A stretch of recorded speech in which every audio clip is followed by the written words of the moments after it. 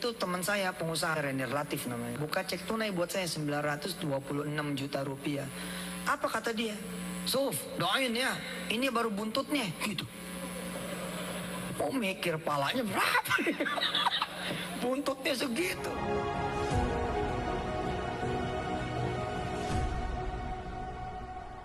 Assalamualaikum warahmatullahi wabarakatuh.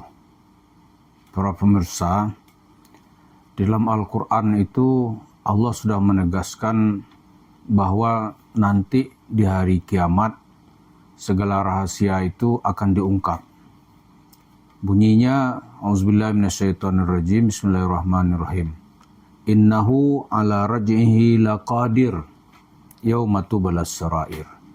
Sesungguhnya Allah itu benar-benar sanggup, ya kan, untuk mengembalikan manusia itu kepada kondisi yang sebenarnya. Maksudnya dia nanti akan dibangkit dengan fisik dan tulang, bukan hanya ruh gitu.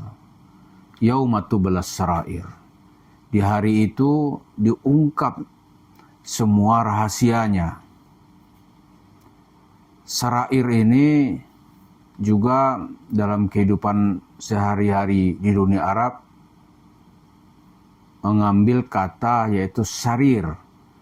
Sarir itu ranjang. Jadi kehidupan yang rahasia bagi kehidupan manusia itu rahasia ranjang. Nah, lalu apa hubungannya dengan cerita Yusuf Mansur yang petantang petenteng mau roadshow, katanya mempunyai 8.000 pondok dan rumah tahfiz. Kita lihat apa yang dilakukan Yusuf Mansur itu tidak akan sukses. Kenapa? Karena pada masa yang sudah-sudah rahasianya makin hari makin diungkap. Siapa yang mengungkap? Yang mengungkap dia sendiri. Salah satu pasal ya yang diungkap oleh Yusuf Mansur bahwa dia menerima uang dari Koperasi Indosuria. Para pemirsa, ya jumlah yang disebut oleh Yusuf Mansur itu ini baru pembukaan start. Itu jumlahnya mendekati 1 miliar, itu yang diungkapkannya. Indosuria ini siapa gitu? Indosuria itu adalah koperasi modus kejahatan yang telah menipu, melarikan uang para nasabahnya seperti yang digugat oleh Alvin Lim, ya kan, dari LQ Law Firm, yaitu jumlahnya 105 triliun. Mula-mula orang ini lolos terus ini, 105 triliun itu yang terdaftar gitu. Akhirnya digugat, dia bisa dipenjarakan. Nah, ini yang menggugat ini ya Ko Alvin, dia harus membayar juga dengan dia dijebak dengan KTP, orang meminta KTP, minta alamat di kantornya untuk penagihan klaim asuransi. Jumlah yang ditagih itu hanya 6 juta rupiah. Kecil sekali dibanding nanti karena dia mengungkap kasus besar 1,5 triliun. Akhirnya orangnya masuk penjara. Tapi ya seperti hukum di negeri kita ini kan hukum ini kuat aroma mafia dan bandit. Yang diungkap hanya dia sendiri. Bapaknya enggak, ya kan? Indra Surya itu bapaknya enggak digugat, istrinya enggak, anaknya enggak. Padahal itu penikmat gitu. Dan dia tahu telah melakukan kejahatan. Gitu. Nah nanti kalau kasus ini terus bergulir, Yusuf Mansur itu nanti akan digugat itu. Kenapa? Ikut menikmati uang kejahatan dan dia tahu itu uang kejahatan. Jangan main-main. Dia tahu itu uang kejahatan. Yang dia terima ya, kita nggak tahu alasan dia menerima itu mungkin untuk dalam tradisi agama lain itu ada tradisi pengampunan dosa gitu. Mungkin dia ceritain nanti dosa ente diampuni, mungkin gitu kan. Dosa orang diampuni gitu. Jadi gampang aja dia bercerita bahwa dosa orang diampuni. Dia terima tuh 1 miliar. Kan masyarakat rugi. 1 miliar dibanding 1,5 triliun. Seberapa sih? Dari 1 triliun itu kalau 1 miliar hanya 1/1000%. Itulah moralitas kita. Disogok sedikit aja dia sudah berubah ini. Kalau dia jualan agama, dia jual dengan harga yang sangat murah gitu.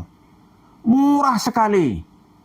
Nah, itulah yang sedang dan terus dikerjakan oleh Yusuf Mansur. Ada juga nih yang rahasianya terus terbuka seperti diungkap oleh Habib Rizik. Gitu. Pelaku penembakan atau pembantaian kilometer 50 sekarang ini mulai terbuka juga. Siapa yang membuka? Itu dibuka di data di pengadilan. Jadi karena Allah tuh maha kuasa untuk mengungkap rahasia. Tidak hanya nanti di hari kiamat. Di dunia ini itu ada rumusan di kepolisian itu ada rumusan bahwa kejahatan itu meninggalkan jejak. Ya.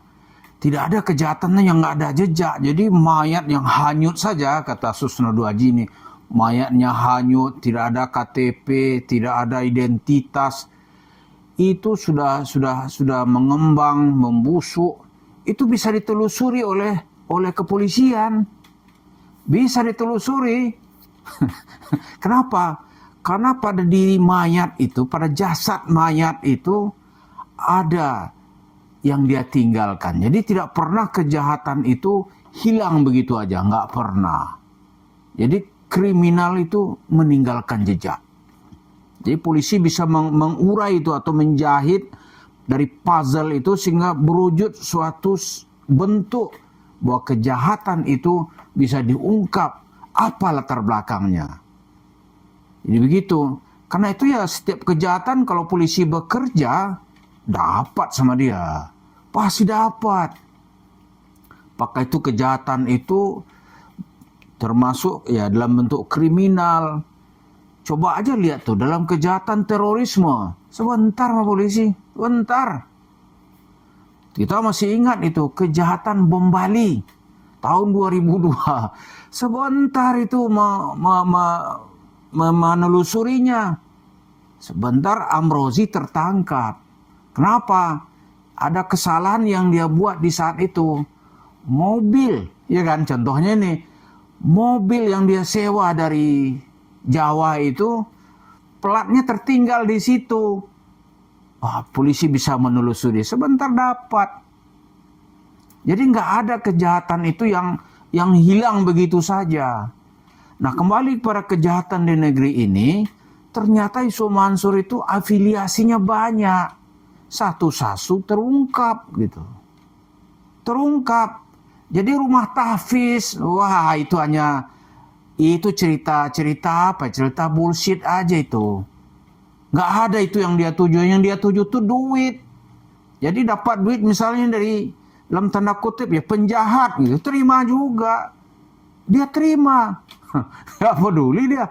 Oh ini uang kejahatan ini. Oh gua nggak ada dia. Oh ini penting untuk membangun rumah tahfiz. Rumah tahfiz nggak ada dia bangun. Nggak ada. Uang itu untuk apa? Ya sebagian itu dia taruh membeli tanah, ya kan? Lalu dia bangun warung stick and shake. Di Indosuria itu baru yang terungkap. Yang mengungkap ya Yusuf Mansur sendiri. Seberapa besar gitu. Kita nggak tahu pastinya, tapi kalau kasus yang digugat oleh Al-Film ini terus bergulir, dia gugat istrinya misalnya, dia gugat anaknya, dia gugat bapaknya. Oh itu terungkap semua itu. Pasti terungkap. Dan afiliasi dengan Yusuf Mansur seberapa jauh gitu. Sama kayak sekarang ini, kejaksaan sukses mengungkap kasus korupsi di PT Timah. Tiba-tiba ada orang yang bernama Helena Lim. Ini karena kasus sudah sebut.